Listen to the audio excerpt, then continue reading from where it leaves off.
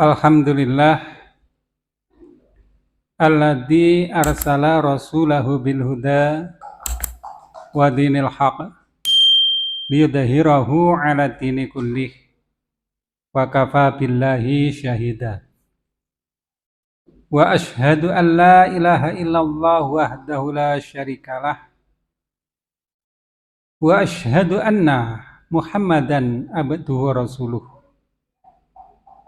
Ya ayyuhalladzina amanu taqullaha haqqa tuqatihi wa la tamutunna illa wa antum muslimun.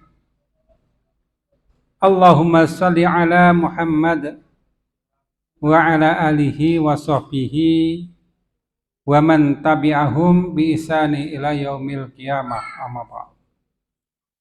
Kita akan lanjutkan kajian berikutnya adalah masalah al-imarah, fikul imarah, fikih kepemimpinan. Yang mana kemarin sudah kita bahas tentang kewajiban yang telah disepakati oleh kaum muslimin dalam berbagai madhab, baik madhab secara akidah maupun madhab secara fikih, yang menunjukkan akan hukum wajib untuk mengangkat kepemimpinan di kalangan umat muslimin. Dan sepanjang sejarah umat muslimin ini, mereka memang telah dipimpin oleh seorang imam yang disepakati oleh mereka.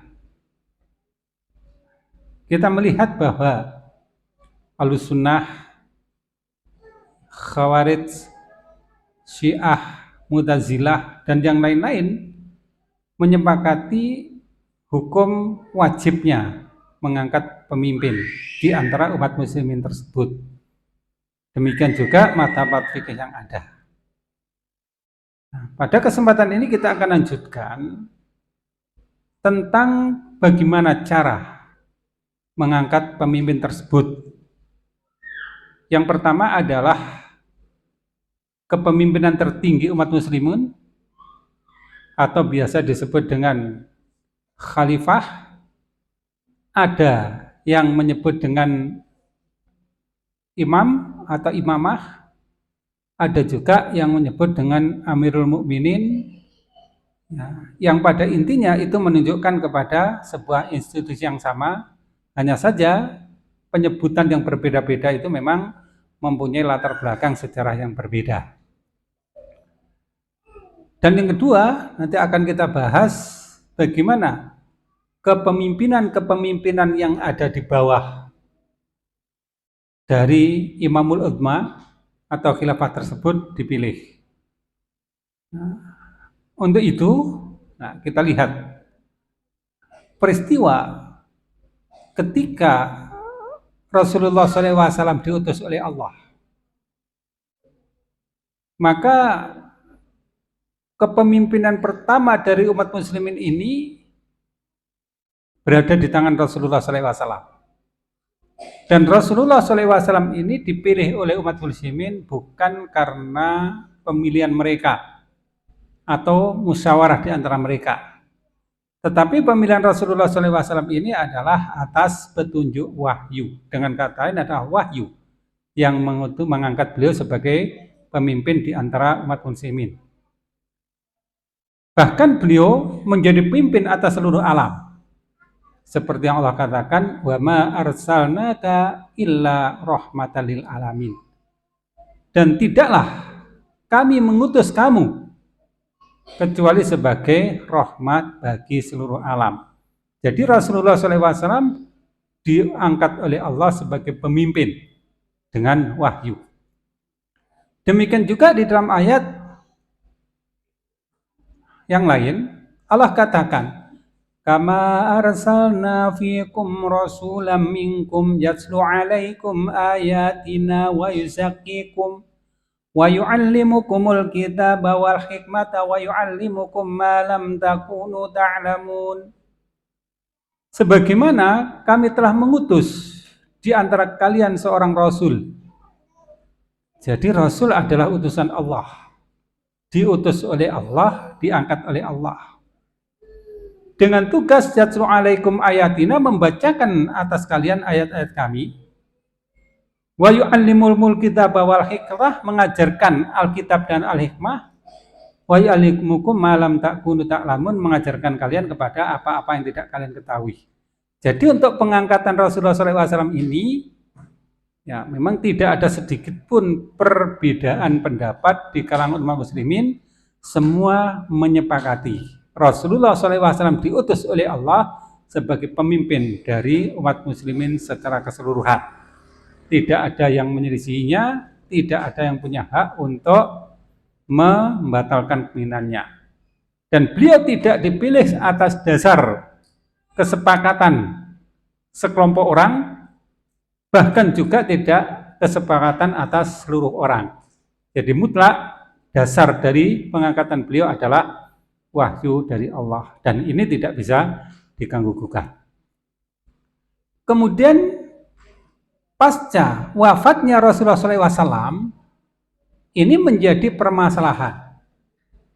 Apakah pemimpin setelahnya harus dilandasi dengan wahyu, ataukah dengan cara-cara yang lain?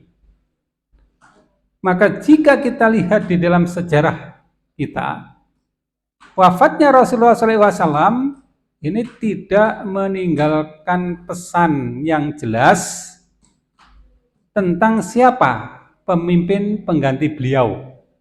Walaupun di sini ada segolongan dari kaum muslimin yang menganggap adanya pesan yang jelas. Ya, artinya ada penunjukan dari beliau. Ini menurut kepercayaan sebagiannya. Tapi secara umum mereka berpendapat bahwa memang tidak terdapat penunjukan yang jelas dari Rasulullah SAW tentang siapa pengganti beliau. Sehingga ada yang mempersepsikan pengganti beliau adalah orang yang menggantikan beliau ketika beliau berhalangan di dalam sholat. Ya. Ada yang mempersepsikan pengganti beliau adalah orang yang paling dekat, ya, dalam hubungan kekerabatan dan yang lain dengan beliau. Nah, sehingga ini muncul permasalahan. Tapi kita bahas dari satu sisi di sini, bahwa pasca Rasulullah SAW wafat, maka para sahabat-sahabat tidak segera memakamkan atau mengurusi jenazah beliau, tetapi mereka sibuk untuk mengangkat pemimpin pengganti beliau. Dan kepemimpinan ini bukan sebagai seorang rasul, tetapi sebagai pemimpin umat muslimin ini di dalam urusan diniyah maupun urusan duniawiyah. Dan mereka tidak mendapatkan wahyu, tetapi hanya melanjutkan wahyu yang telah mereka terima dari Rasulullah SAW. Maka dasar yang digunakan di dalam pemilihan pemimpin ini yang telah disepakati oleh sebagian besar ulama itu adalah dengan dasar musyawarah. Ya, jadi dasar yang paling utama adalah dasar musyawarah. Ini yang pernah, ya, disampaikan oleh Umar bin Khattab. Ketika Umar bin Khattab menjelang wafat karena pembunuhan yang dilakukan oleh seorang budak Parsi yang bernama Abu Lu'lu'ah, maka sebelum Umar bin Khattab menghembuskan nafasnya yang terakhir, dia sempat didesak oleh beberapa kelompok dari umat muslimin untuk menunjuk siapa penggantinya. Tapi Umar tidak bersedia.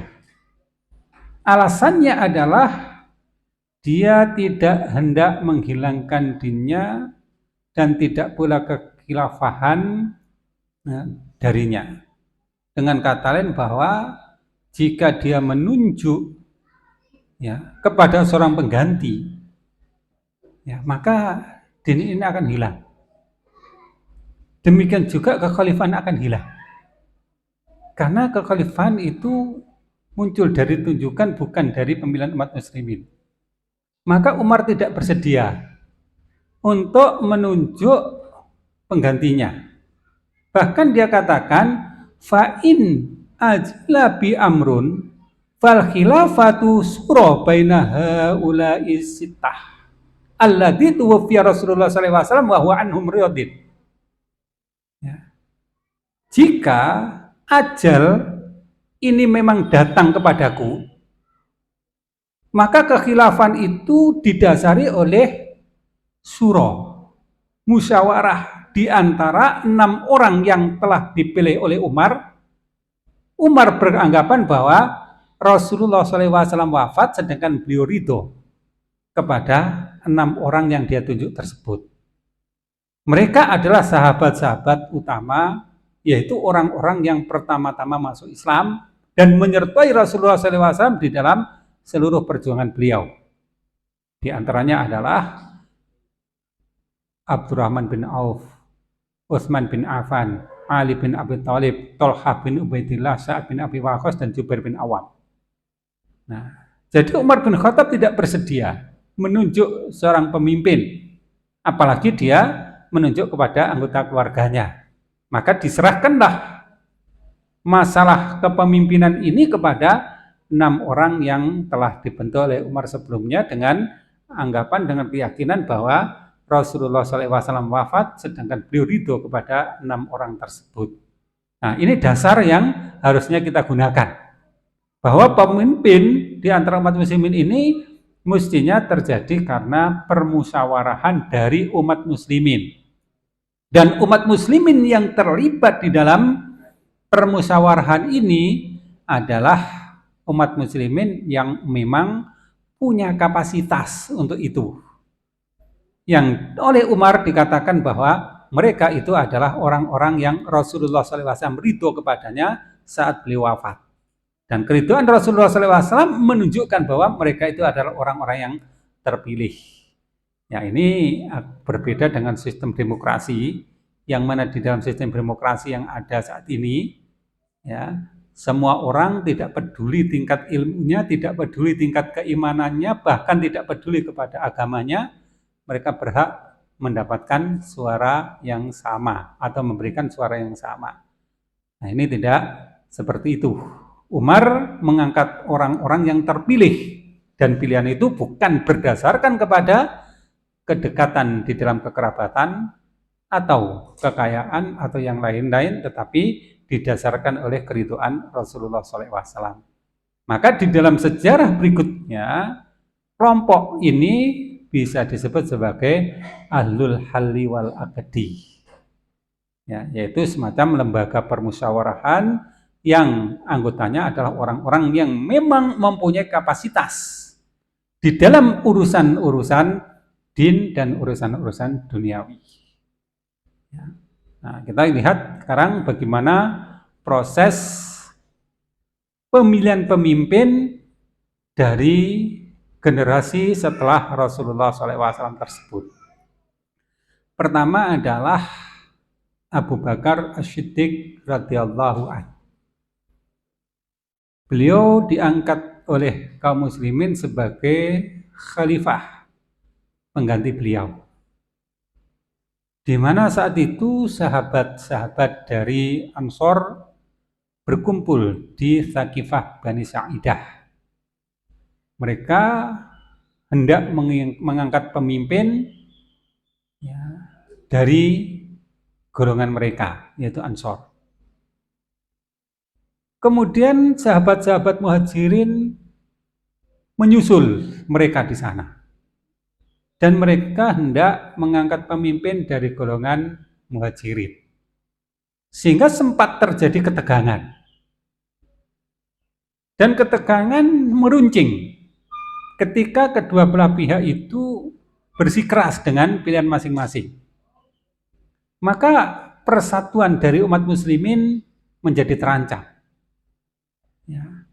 Maka Umar bin Khattab mengambil sebuah tindakan yang sangat bijak, dan tindakan Umar bin Khattab ini menyelamatkan kepada kaum muslimin yang berada di dalam kondisi yang mendekati kepada perpecahan tersebut.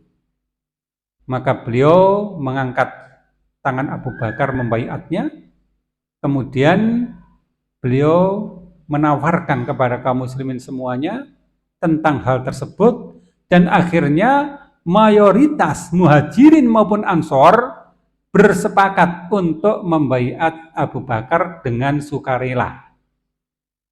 Ya. Jadi tidak terjadi pemaksaan, tidak terjadi intimidasi. Mereka akhirnya membaiat Abu Bakar dengan sukarela.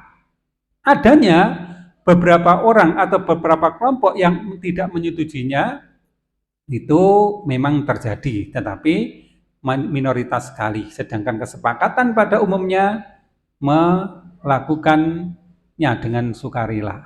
Ya, memang kalau kita perhatikan di dalam urusan apapun ya, di dalam kehidupan manusia ini, apa urusan penting dan urusan yang menyangkut kehidupan yang banyak atau kehidupan kompleks ini, memang tidak akan terjadi kesepakatan secara penuh semua orang akan menyepakati hal tersebut. Pasti akan terjadi ada pihak yang sepakat, tapi dengan catatan pihak yang nggak sepakat, pasti akan terjadi. Sebagaimana di dalam urusan ini yang akhirnya nantinya menimbulkan gugatan-gugatan tertentu kepada Abu Bakar. Tapi kita anggap itu adalah sebuah perkara yang minoritas dan sebagian kaum muslimin, dan itu bisa kita saksikan di dalam sejarah berikutnya, memang menyepakati itu dan tidak mempermasalahkan masalah tersebut.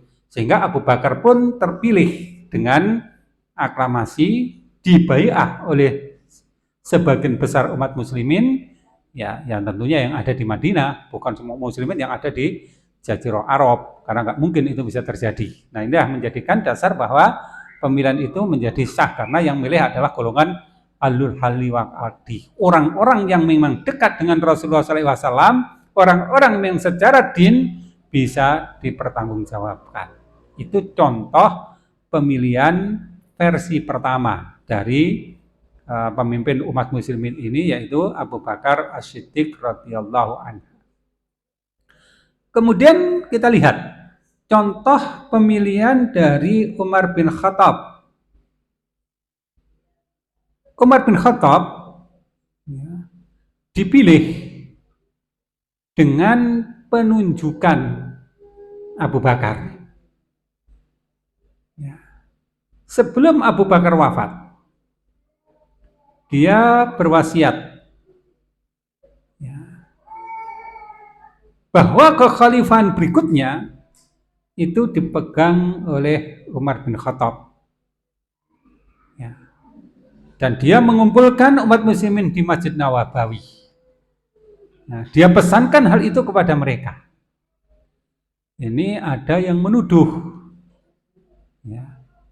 ya, suara yang menuduh dengan tuduhan yang buruk. Nah, tadi seperti yang kita katakan, memang di dalam urusan semacam ini gak mungkin seluruh manusia itu akan menyepakati. Pasti ada hal-hal yang tidak sepakat. Ya. Tetapi apakah yang tidak sepakat itu bisa dipertanggungjawabkan atau tidak? Yang gak sepakat itu diserai dalil atau tidak? Yang nggak disepakat itu menghendaki kebaikan atau tidak, ya. Ya, di antara yang tidak menyepakati hal tersebut, akhirnya mereka menuduh Abu Bakar dipilih oleh Umar. Maka sebagai balas budi, ya, Abu Bakar memilih Umar. Ya. Sebenarnya hal semacam ini, ya, memang sulit untuk dibenarkan. Sebagai manusia biasa, barangkali ada kecenderungan balas budi. Tetapi sebagai orang-orang yang keimanannya itu bisa dipertanggungjawabkan. Apalagi Rasulullah SAW mempersaksikan mereka itu adalah orang-orang yang akan masuk ke dalam jannah. Sehingga secara hati kita yakin akan keimanan para sahabat-sahabat tersebut. Dan tidak mungkin kita beranggapan atau menuduh mereka orang-orang yang mempunyai rasa curang di dalam hati-hati mereka, apalagi dengan maksud pengkhianatan kepada umat muslimin. Dan itu bisa kita ketahui juga perjuangan mereka sebelumnya bersama Rasulullah SAW, yang mana mereka itu orang-orang yang tulus, orang-orang yang penuh dedikasi, orang-orang yang penuh dengan pengorbanan, berjuang bersama Rasulullah SAW. Dan yang kedua bisa kita lihat dari apa yang mereka lakukan setelah itu. Setelah mereka diangkat sebagai pemimpin, kita lihat Abu Bakar. Setelah diangkat menjadi pemimpin, 2,5 tahun dari masa pemerintahannya dipenuhi dengan kebaikan. Dinul Islam menjadi berjaya, syariah menjadi tegak, kaum muslimin menjadi berwibawa. Ya. Demikian juga Umar bin Khattab. Apa yang terjadi setelah pemerintahannya berjalan atau pada saat pemerintahan berjalan? Kejayaan Islam diraihnya. Kebaikan yang menyeluruh di dalam kehidupan manusia didapatkannya. Dan ini menunjukkan bahwa mereka itu orang-orang yang baik. Sehingga tuduhan-tuduhan negatif bahwa mereka adalah orang yang dipenuhi ambisi-ambisi pribadi, semacam kekuasaan, atau mungkin ya, ambisi-ambisi pribadi ya, yang disembunyikan untuk merusak kaum muslimin, itu tidak bisa dibuktikan. Ya. Jadi Abu Bakar memilih kepada Umar ini memang dengan pertimbangan yang memang bisa dipertanggungjawabkan secara syariah. Bukan semata-mata karena balas budi yang karena dulu dia diangkat oleh Umar, maka sekarang dia balas budi kepada Umar dengan mengangkat Abu Bakar. Dan Abu Bakar pada saat mengumpulkan kaum muslimin di masjid, ya, dia pun menawarkan itu kepada kaum muslimin. Apakah mereka menyetujui orang yang dia tunjuk, ya, sepeninggalannya, ataukah tidak? Ya. Dan Abu Bakar menyatakan bahwa sungguhnya dia telah bersungguh-sungguh, berdaya upaya dengan memikirkan hal tersebut. Dan Abu Bakar tidak memilih orang tersebut dari kalangan keluarganya, sanak kerabatnya, orang-orang yang mungkin mempunyai jasa-jasa kepadanya. Tetapi dia pilih orang yang memang mempunyai kemampuan untuk itu. Orang yang punya kapasitas untuk itu. Jadi ini menunjukkan bahwa pemilihan itu memang pemilihan yang sudah sangat baik. Ya. Dan terbukti juga kaum muslimin ya tidak banyak mempermasalahkan terhadap hal tersebut. Yang jika kita lihat ada pro dan kontra ya pasti ada. Tetapi secara umum tidak terjadi sebuah pembangkangan kepada Umar. Dan Abu Bakar pun ya meminta kepada mereka agar mereka sam'an wa ta'atan kepada Umar. Dan orang-orang yang hadir saat itu pun menyatakan sami'na wa ata'na. Kami mendengar dan kami taat. Nah, jadi memang dasarnya itu adalah penunjukan dari Abu Bakar. Tetapi Abu Bakar juga memberitahu, menjelaskan tentang dasar dari penunjukan tersebut.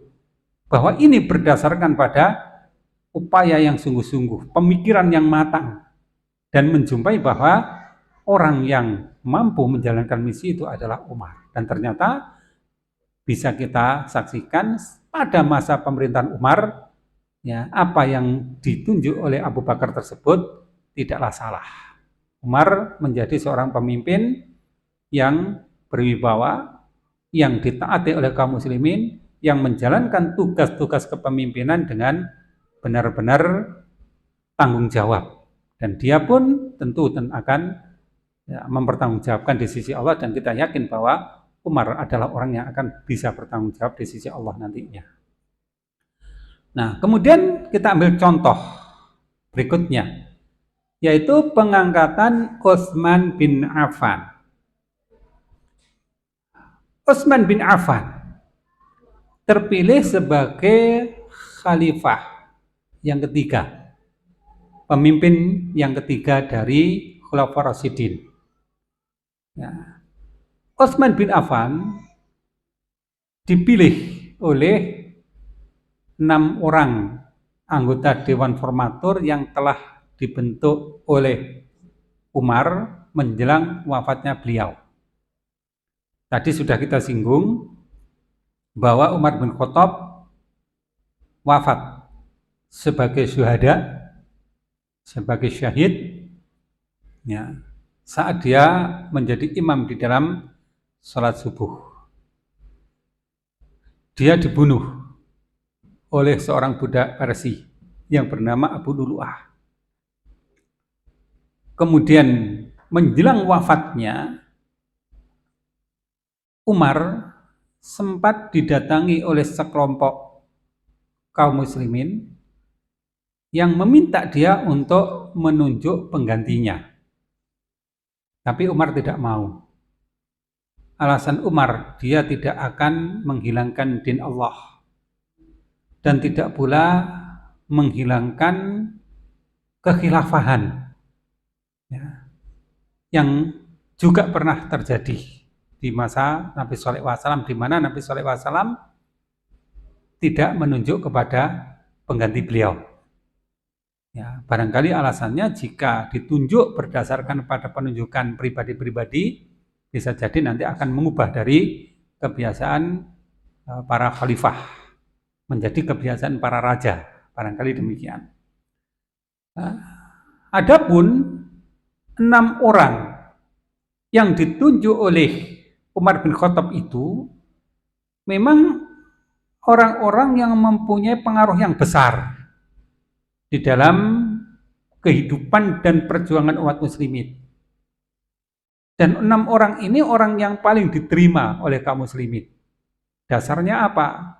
Ya, kalau kita lihat dari riwayat 6 orang tersebut, ada Ali bin Abi Thalib, ya, orang yang pertama-tama masuk Islam.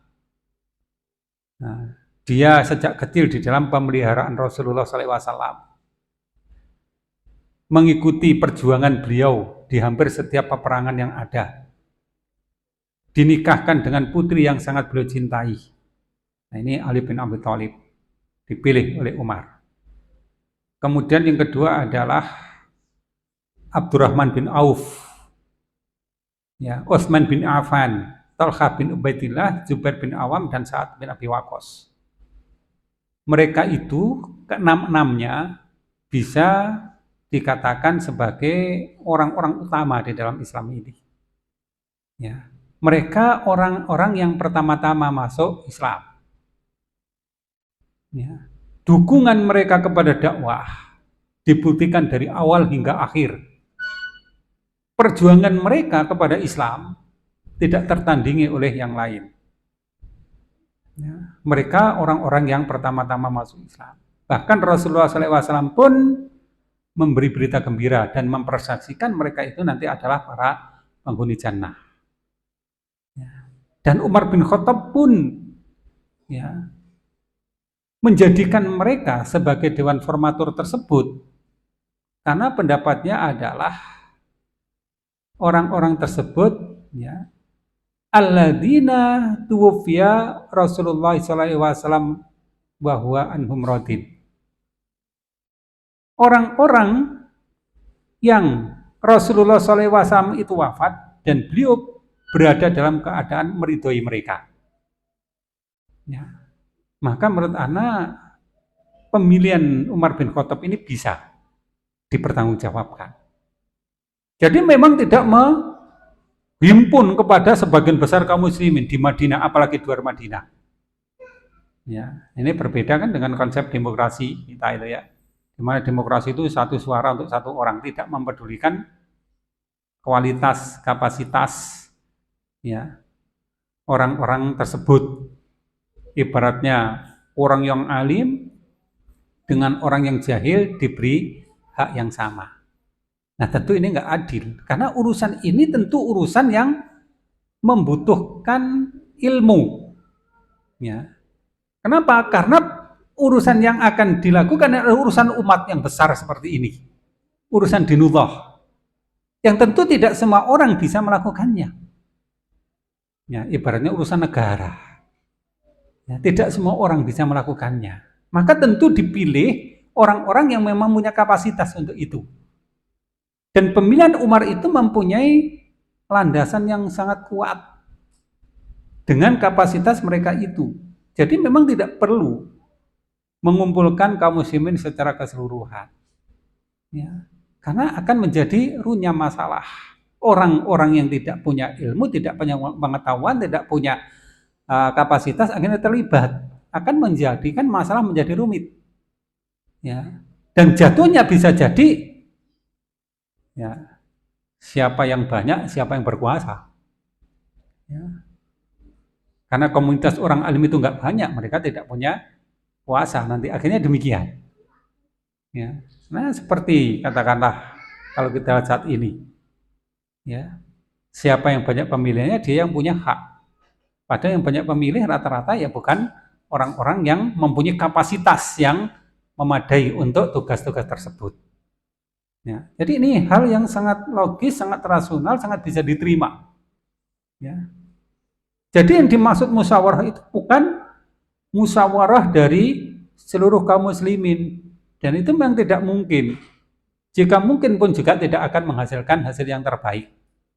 Hendaklah dipilih dari kaum muslimin dengan kapasitas yang memang memadai untuk melakukan tugas tersebut.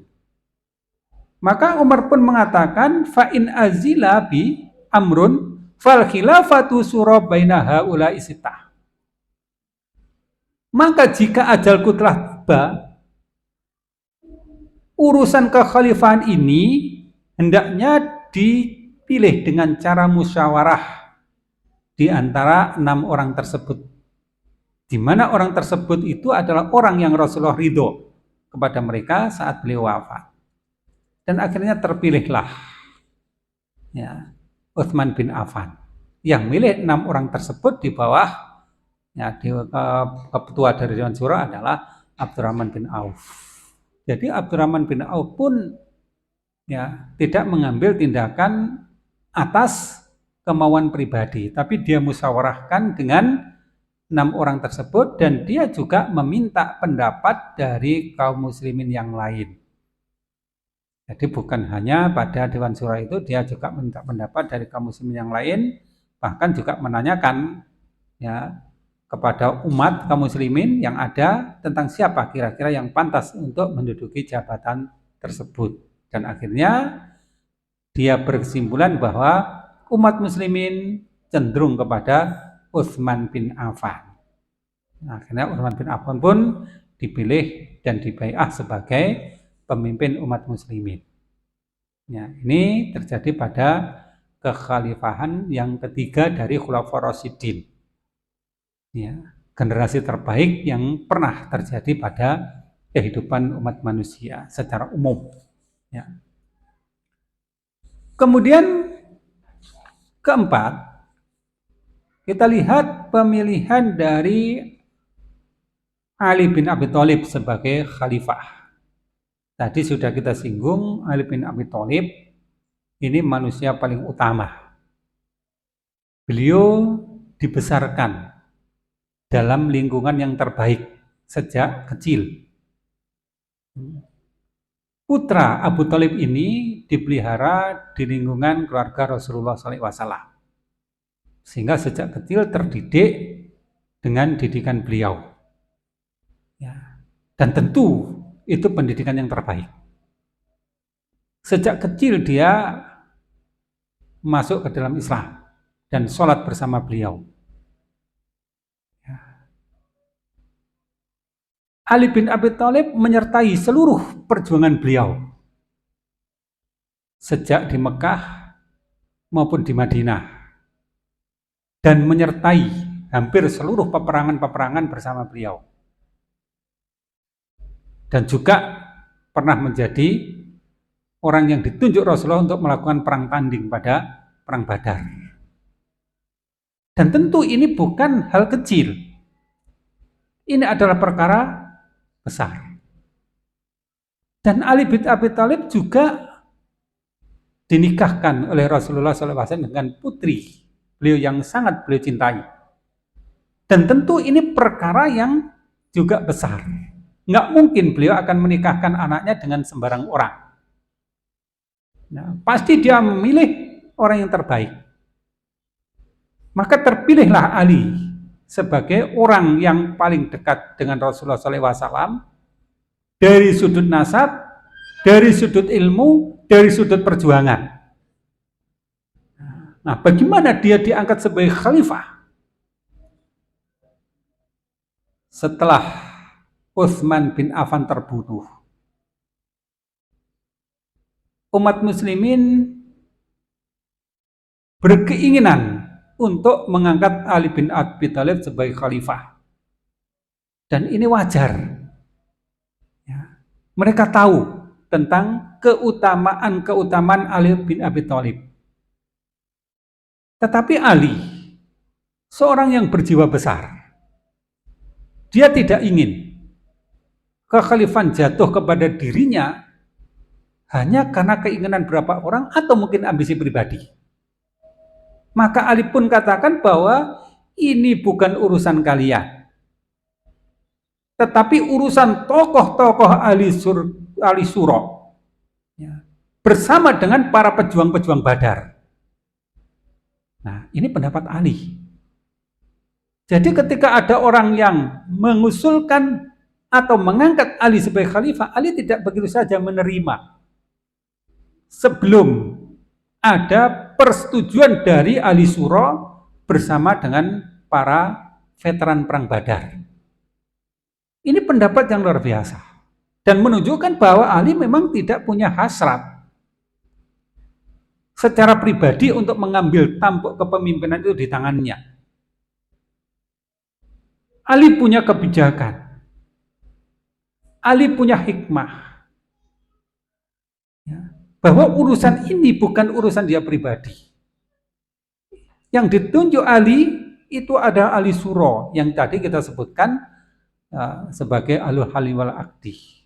Bersama para veteran perang Badar, di mana veteran perang Badar ini memang orang-orang yang terbukti keimanannya. Dan Rasulullah SAW pun mempersaksikan mereka itu. Dan kaum muslimin pun juga sepakat bahwa veteran perang Badar ini orang-orang yang diutamakan. Nah, maka Ali berkeinginan bahwa siapa saja yang ditunjuk sebagai khalifah ini adalah orang-orang yang disetujui oleh Ali Suro dan veteran perang Badar. Maka dia sungguhnya khalifah yang berhak. Nah, maka Ali pun menyatakan bahwa kita akan berkumpul bersama mereka untuk memikirkan persoalan tersebut. Bahkan Ali memberi syarat jika nantinya mereka memilih dia sebagai khalifah, maka bai'ah tidak boleh dilakukan dengan sembunyi-sembunyi. Tetapi bai'ah dilakukan dengan terang-terangan ya, atas dasar keridhaan kaum muslimin. Nah, ini yang terjadi pada Ali. Jadi intinya tetap sama dengan yang terjadi pada khalifah-khalifah sebelumnya. Dasar musyawarah dari orang-orang yang mempunyai kapasitas untuk melakukannya. Ya, yang membedakan secara berat dengan konsep demokrasi yang ada. Ya. Jadi dalam Islam, orang-orang yang punya ya, kemampuan di dalam hal ini tentunya adalah orang-orang yang mempunyai ilmu. Urusan ini bukan urusan kecil. Urusan kepemimpinan ini adalah urusan besar yang tidak semua orang bisa melakukannya. Sehingga yang memilih pun juga demikian, orang-orang yang mempunyai kapasitas ya untuk melakukannya. Dan menurut Ali itu ada Ali Suro. Ali Suro di zaman Umar yang akhirnya memilih Utsman adalah orang-orang yang terpilih karena mereka orang-orang yang diridhai Rasulullah SAW saat beliau wafat. Dan akhirnya Ali pun terpilih sebagai khalifah yang keempat. Dasarnya adalah pemilihan dari Ali Suro dan veteran perang Badar ya, dan tentunya itu adalah orang-orang yang bisa dipertanggungjawabkan.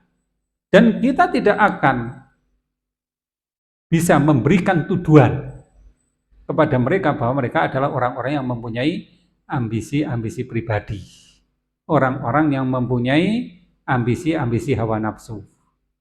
Nah, dan ini memperkuat kepada hal tersebut bahwa apa yang terjadi saat itu, kekhalifahan itu bukan barang warisan yang diwariskan dari satu generasi kepada generasi berikutnya berdasarkan pada keturunan atau berdasarkan pada nasab.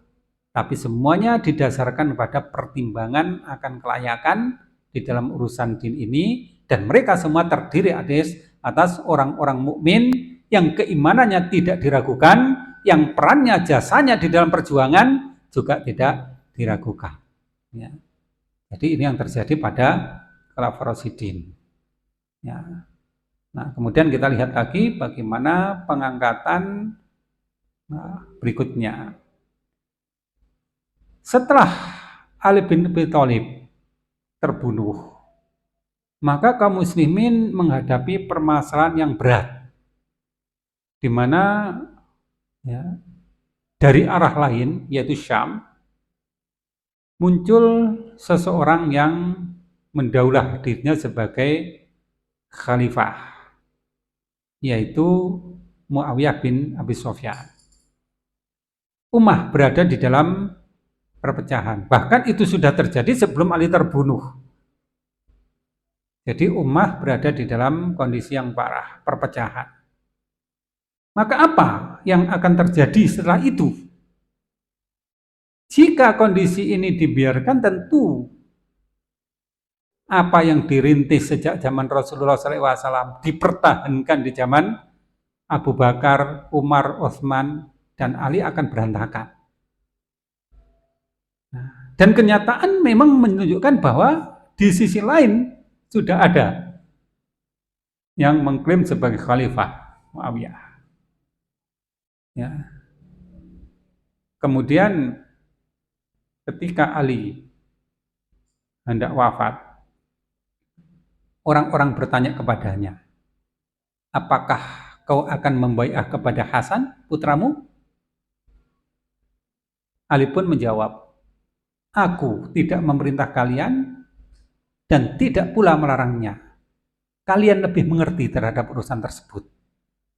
Jadi Ali juga tidak membaiat atau merintahkan untuk membaiat Hasan, putranya. Kalian lebih tahu tentang urusan ini, tapi aku tidak melarangnya dan tidak pula memerintahkannya. Ya. Ketika Ali mengucapkan pesan yang terakhir di hadapan putra-putranya, seorang mengatakan kepada Ali, tidakkah sebaiknya engkau membuat wasiat, wahai Amirul Mukminin? Jawaban Ali mirip dengan jawaban Umar. Ya.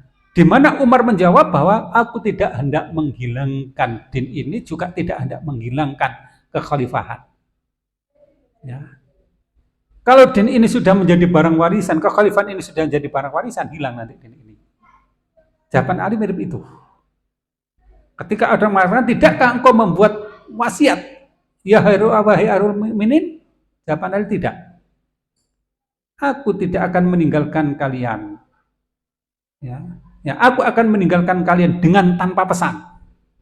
Sebagaimana Rasulullah SAW telah meninggalkan para sahabat-sahabatnya. Maksudnya apa? Maksudnya agar kekhalifahan ini kembali menjadi pemilihan dari umat muslimin.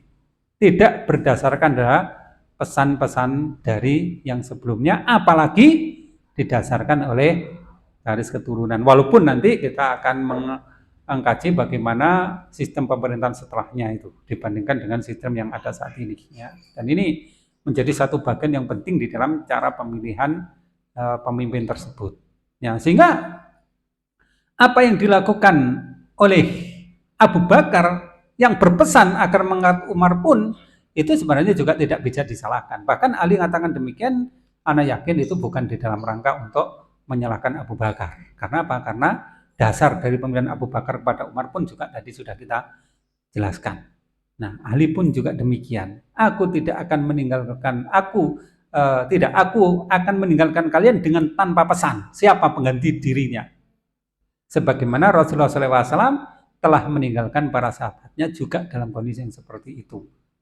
Artinya bahwa silahkan urusan kekhalifahan ini, urusan kepemimpinan umat ini diserahkan kepada kaum muslimin. Di antara orang-orang yang memang punya keahlian, punya kapabilitas di dalam masalah tersebut.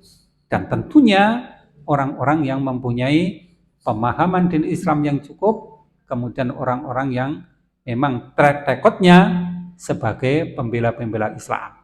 Bukan sembarang orang, bukan sembarang orang muslimin. Nah, itu tentu bisa dipertanggungjawabkan karena urusan ini adalah urusan yang sangat besar.